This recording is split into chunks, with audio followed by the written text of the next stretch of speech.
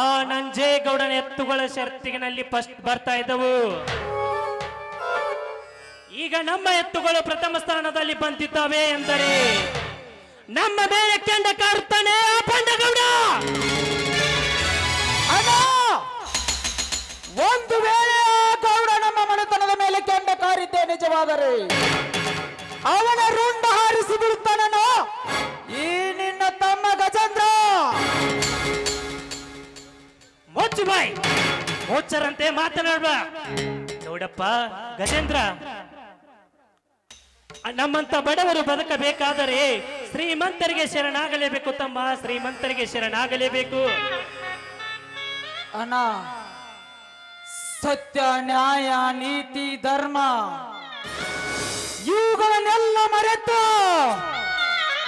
ಅಟ್ಟಹಾಸದಿಂದ ಮೆರೆಯುತ್ತಿರುವ ಆ ಬಂಡ ಶ್ರೀಮಂತರಿಗೆ ನಾನು ನರಸಿಂಹನಾಗಿ ಸ್ವಾರ್ಥ ತುಂಬಿದ ಈ ಸಮಾಜದಲ್ಲಿ ನಿಸ್ವಾರ್ಥಿ ನಾನಾಗಿ ಅನ್ನ ಇಲ್ಲದ ಹೆಣ್ಣು ಮಕ್ಕಳಿಗೆ ಅನ್ನನಾಗಿ ಅಣ್ಣ ಸಾಲ ಕೊಟ್ಟು ಬಡ್ಡಿ ಮಾಡಿ ಬಡವರ ಜೀವನ ಹೀರುತ್ತಿರುವ ಆ ಬಡ್ಡಿ ಆಡು ನನ್ನ ಮಕ್ಕಳನ್ನು ಛಿದ್ರ ಮಾಡಿ ಅಣ್ಣ ಮರಣ ಬಂದರೂ ಶರಣ ಆಗುವ ಚಂಡನಲ್ಲಣ್ಣ ಈ ನಿನ್ನ ತಮ್ಮ ಗಂಡದೆಯ ಗಂಡು ಹುಲಿ ನಿನ್ನ ತಮ್ಮ.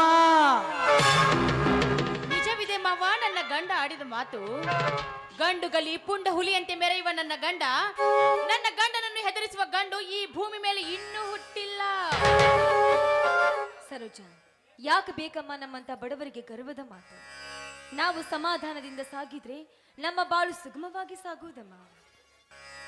ನಿಜವಿದೆ ತಮ್ಮ, ನಿನ್ನ ಅತ್ತಿಗೆ ಹೇಳುವ ಮಾತು ನಿಜವಿದೆ.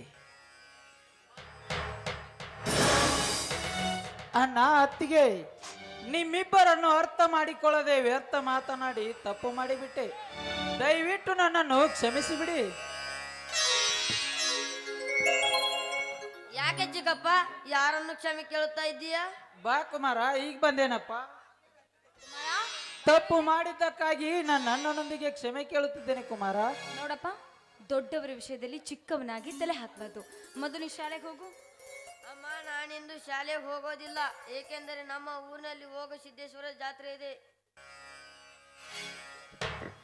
ಕಂದ ಕುಮಾರ, ಆಯ್ತಪ್ಪ, ನಿನ್ನಿಷ್ಟದಂತೆ ಆ ಹೋಗ ಸಿದ್ದೇಶ್ವರನ ಜಾತ್ರೆಯನ್ನು ಅದ್ದೂರಿಯಾಗಿ ನೆರವೇರಿಸು. ಏನ್ರಿ ನೀವು ಜಾತ್ರೆ ಮಾಡೋ ವಿಶೇಷದಲ್ಲಿ ಊಟ ಮಾಡುವುದನ್ನೇ ಮರ್ತಂತೆ ಕಾಣುತ್ತೆ. ಬನ್ನಿ, ಬಿಸಿ ಬಿಸಿ ಅಡುಗೆ ಮಾಡಿದ್ರೆ ಊಟ ಮಾಡೋರಂತೆ. ಅತ್ತಿಗೆ, ಊಟದಕ್ಕಿಂತ ಮುಂಚೆ ನಿಮ್ಮ ಬಾಯಿಂದ ಒಂದು ಮಧುರವಾದ ಗೀತೆಯನ್ನು ಕೇಳಬೇಕು. ಆಯ್ತಪ್ಪ, ನಿನ್ನಿಷ್ಟದಂತೆ ಎಲ್ಲರೂ ಸೇರಿ ಹಾಡಿ ನೋಡಿ.